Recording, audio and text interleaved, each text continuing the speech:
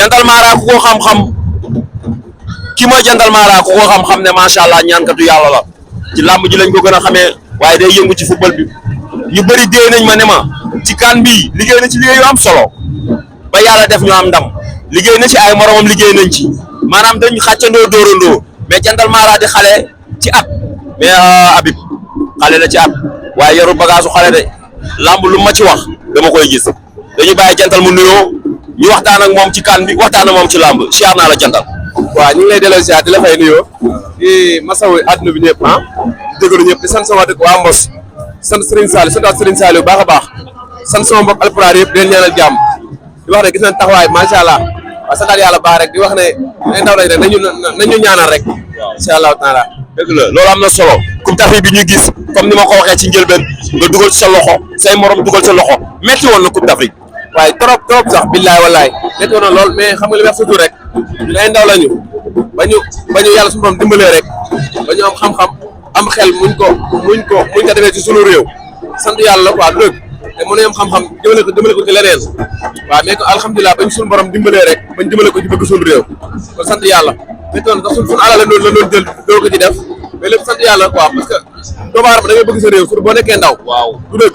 waaw li ñu war a def nañ ko muy ñaan ak ñi nga xam ne yàlla dogal na xam nañ Jantal Mara gëm ko wóolu ko jël seen fukki dërëm seen juróom dërëm di ko jox ba ciy booloo di ci def ba yàlla su ma dimbali woon te nee naa leen ku beex dégguma dara ku di moon ci li ma àdduna bépp di nangulee dégguma de Jantal loo wax dégguma la nga ni Serigne Saliou xam ne ku beex bëgguma ku ma ci xam defaguma ci dara ku di moon dañ ma nangul far force coupe du monde bi yow coupe d'Afrique bi defoo ci dara liñ ci liggéey yëpp nee nga du dara coupe du monde bi lañ lay nangu par force Jantal Mara kan lañ njëkk am France lañu waaw lijjanti naa ba France du ma dóor maa ngi lijjanti nu may def ba dóor France nga ni lijjanti naa ba France du ma dóor maa ngi fexe nu may def ba dóor France lijjanti nga ba France du la dóor déjà France moom du la dóor léegi foo jëm ci nan ngay def pour dóor France waaw ci loolu laa nekk nag waaye loolu nag day laaj ñu jàppale ma waaw parce que xam nga kaay leen jàppale ma kaay ñu jàppale la moo gën a wóor du dëgg waaw su ma seyoon nag fédération wala fédération xaw ma ku ma doon mais ku yàlla dimbali may la waaw nga man maa dimbali waaw ci sarax yi man soxla ma équipe lu may fay man na may fayee ko juróom dërëm équipe yàlla ma yàlla defal ma ko musiba bëgguma ko te li ma bëgg ma nañ ma jàppale sarax yi may génn daa métti waaw dimbali ma ci jàppale ma sarax yi waaw ma ko defee rek wallaahi lancim naa ni coupe du monde yàlla rek moo ko jox te mën nañ koo ñaan waaw ñu nekk ñun xam nañ ko quoi ñun waaw xam nga alaf ñaar maa ko tulandam ku ko déglu mu daj boppam waaw ñun buñu même bu ñu nit ñi gëmul ñun xam nañ suñu bopp gëm nañ suñu bopp xam nga Serigne Saliou la ndax xëjuma ci gàcce ndeysaan waaye yàgg nga wax loolu Jantal Mara dégg ngeen li mu wax nee na waxatul waxu Coupe d'Afrique buñ ko jàppalee ci ñaan yi jàppale ko soxla ko ko fay waaye sarax yi ñu jàppale ko ci incha allah mën nañoo ñaan ba nga xamante ni coupe du monde bi daal lañ koy xam ci lañ koy nangulee boo jógee ci loolu suba xam nga combat dafa am fii Fallou Ndiaye moo woote diggante Jinne bu ndaw ak xamante ni mooy njaxas gi combat boobu seet nga ko waaw am nañu ci seet mais bëgguñ si woon a wax xam nga yow da ngay kenn ci man mais laa ma jooju waaw ñu bëri ñëw leen sama kër nu mu mujjee wax waaw mais Jinne bu ndaw na gën a teey bu baax Jinne bu ndaw na gën a teey waaw jàmbaara nag mi ngi làmb làmbam daa lëndëm nii làmb ji daa lëndëm faruma ci kenn ku daan baax na waaw mais pour l'instant nii ñagas gi moo gën a taxaw fu baax njaxas gi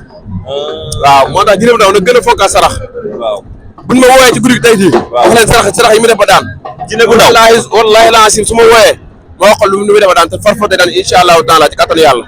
la ilaha illallah waaye fi mu toll nii ba moment bi ñuy wax liñ mën na ne quelques heures moo des mënul te satul fan fi mu toll nii njaxas moo gën a nekk ci position bu baax mais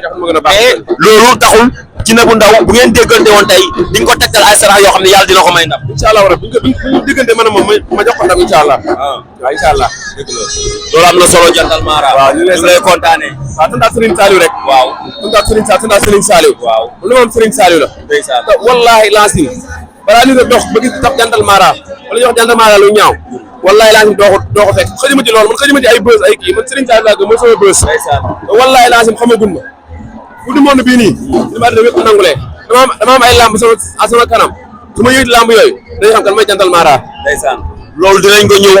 ñëw ba kër ga bu soobee yàlla toog waxtaanee ko parce que lamb yu bëri xam nañ ko ndax ñun xam nañ ne mbër yu bëri ay mbër yu mag yu nekk fii tey jii Sénégal yaa ngi leen di ñaanal kon dinañ doxante incha allah ba caaroy kër ga n'est-ce pas yaa nga foofu ba tey seet si la ñu toog ñu waxtaanee lamb ji kàddu gu mujj bi sant Serigne